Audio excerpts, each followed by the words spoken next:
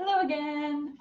Continuing our theme this month on voting, today we're going to talk about voter registration. If you're a military spouse or dependent, registering to vote might sound complicated or scary. So we're going to break down the process for you step by step.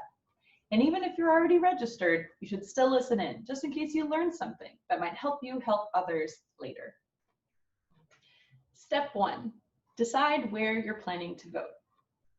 If your spouse serves in the National Guard, Reserves, or is altogether retired from the military, you're probably going to vote in the district where you live because you're not moving around anymore. Easy peasy. If your spouse is active duty, things get a little more complicated. If you are or will be living outside the United States when an election happens, you should register to vote absentee through the state back home where you're considered a resident. Your state of residence is the state that shows up on your W-2 tax form if you work outside the home, or your spouse's leave and earnings statement, or LES.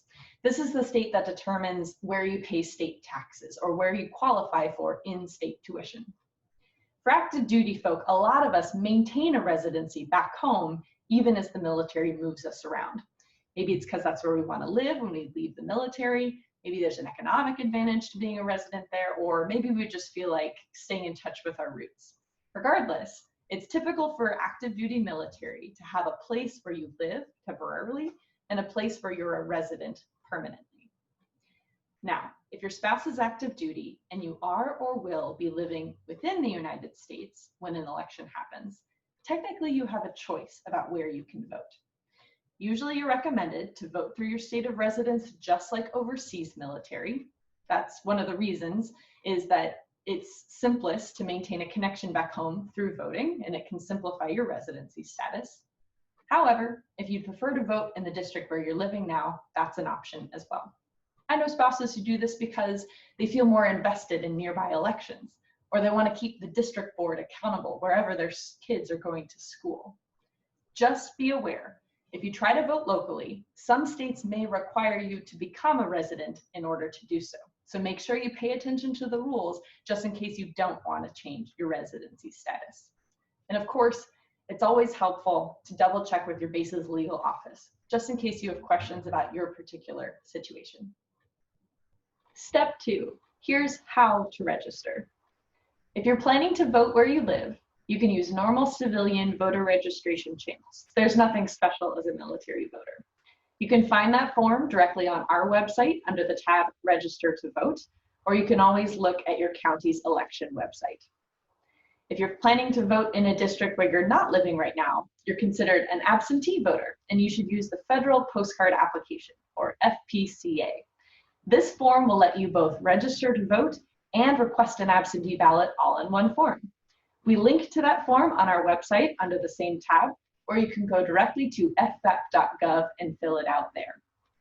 Different states have different rules. Some states let you register to vote online. Others require you to fill it through the mail. Whichever it is, make sure you follow the rules for your state and register as soon as possible.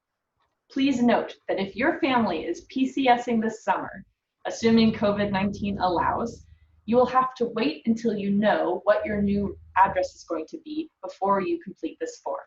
So the best you can do for now is fill out the other parts of the form and hold on to it until later. Step 3, vote. All that's left is to cast your ballot. If you're voting locally, you can use our online tool on our website to find your polling place. Make sure you make a plan ahead of time to avoid any election day lostness or lateness. If you're an absentee voter, you should receive your ballot in the mail at least 45 days before the election. Make sure you fill it back and submit it right away, just in case there are any delays. You can follow us on social media for state-by-state submission deadlines as well. If for some reason your absentee ballot doesn't reach you in time, fvap.gov has a federal write-in ballot that you can use as a backup. And if you're looking for more information about what to expect to see on your ballot, there are a lot of great nonpartisan resources out there to give you some more information.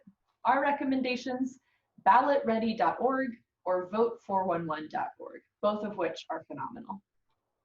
So don't wait, register today, and join us next week as we talk about registering your friends and family as well. Stay healthy, y'all.